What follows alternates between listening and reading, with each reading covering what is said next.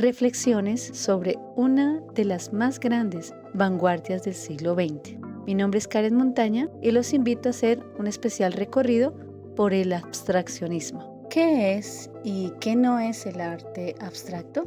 Para resolver esta gran pregunta, recordamos que el arte pictórico, desde una mirada global, se clasifica en dos grandes estilos, que a simple vista se definen como totalmente opuestos: el figurativo y el abstracto.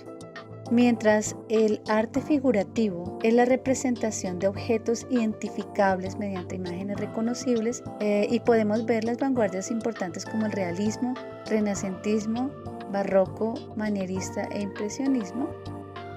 El arte abstracto no representa cosas o imágenes concretas de la naturaleza, más bien propone una realidad distinta entre lo simple y lo complejo a partir del sentimiento.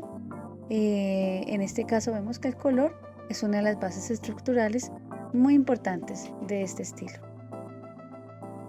Y es precisamente esa gran diferencia que nos lleva a analizar el origen del abstraccionismo.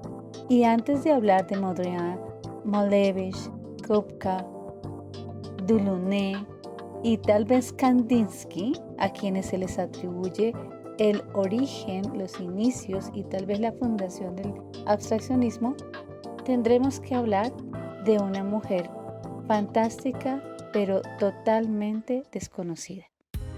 La pionera Hilma af Klint se le conoce como la mujer que inventó el abstraccionismo, artista totalmente desconocida que contrarrestó el arte figurativo con el abstraccionismo. Como todos, ella también partió de las molestias que generaban las propuestas figurativas y en especial venidas del impresionismo. Podemos ver obras como, en su espacio figurativo, Pintura Azul como autorretrato en 1900 o Woman's Soul, pero ya en su paso al abstraccionismo vemos obras como Juventud en 1907 y El Cisne en 1914. Hilma af Klint nació en Karlberg Palace, Suecia, en 1862 y empezó sus estudios como artista en la Escuela Tecnológica de Estocolmo, antes de asistir a la Real Academia de Bellas Artes entre 1882 y 1887. Hilma odiaba sus pinturas abstractas. Antes de morir, esta artista sueca insistió en que su obra abstracta no fuera vista por el público, sino al menos 20 años después de su muerte. Ella creía que su trabajo no sería entendido. En la actualidad, la artista está siendo reconocida como una de las primeras personas en incursionar en la plástica abstracta. Siguientes exponentes: Pierre Mondrian, el pintor de los cuadritos. Fue un artista nacido en 1872, creador del neoplasticismo, una corriente que se limitó a las líneas rectas, horizontales y verticales utilizando colores primarios básicos. El trabajo de Mondrian tuvo una enorme influencia en el arte del siglo XX, influyendo no solo la pintura abstracta, sino numerosos estilos.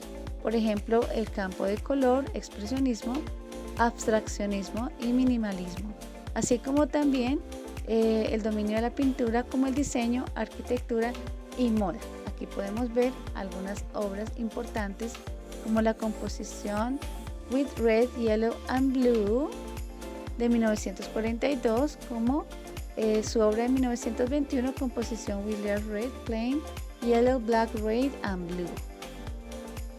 Kazimir Malevich, un artista ruso nacido en 1879 en Ucrania, viajó a Moscú para ser artista y allí pasó por todos los estilos más modernos: el impresionismo, el simbolismo, el fauvismo, el futurismo y el cubismo, hasta llegar a desarrollar su arte propio, que un poco antes de la revolución alcanza el abstraccionismo, que en totalidad se desarrolló como un cuadro negro sobre fondo blanco. Todo esto le consagró como el hito de los vanguardistas artísticos. Nace entonces el suprematismo que tanto había buscado. Es un movimiento que predica la supremacía de la nada y la representación del mundo a través de formas geométricas. Podemos entonces contemplar las obras de Morning in the Village, After Snowstorm, la obra de Supremacía Composition 1915 y Airplane Flame de 1915. Vasily Kandinsky, nacido en Rusia en 1866, es el artista más reconocido y más esperado dentro de los estudios del abstraccionismo. Nacido en Rusia, recorrió Alemania, Francia, es un pintor teórico del arte abstracto que compaginó sus estudios de Derecho y Economía con clases de dibujo y pintura. Le interesaban muchísimo las culturas primitivas, asistía a grandes presentaciones de arte y definitivamente a sus 30 años abandonó todo para estudiar pintura en Múnich. Él viajó por numerosos países para descubrir los colores, las formas y las formas de representación que se desprendían del impresionismo. En 1910 y 1914, que fue su gran apogeo, Kandinsky pintó obras en 3 categorías que podemos ver acá. Inicialmente, las naturalistas que vienen expuestas de su vida de observación, como esta de Casas de Múnich. Luego continuó desarrollando su obra de experimentación con emociones y vemos su obra Diluvio de 1913. Finalmente concentra y decanta sus intenciones pictóricas expresadas en una de sus obras más famosas, que es Centro Pompidou de París, en Francia. Es una obra maravillosa.